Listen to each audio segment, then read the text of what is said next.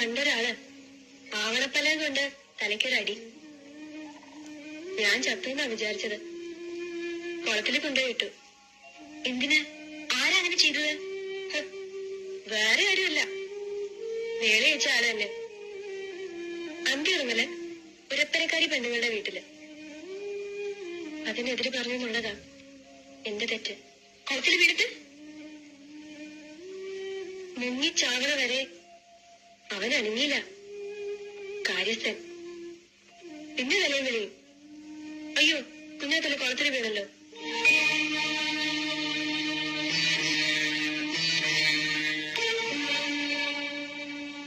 ദുഷ്ടൻ.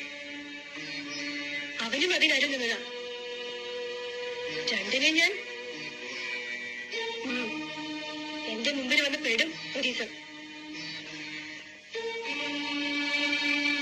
വേണ്ട, ദംഷ്ടം നീട്ടണ്ട, എനിക്ക് പേടിയാവും.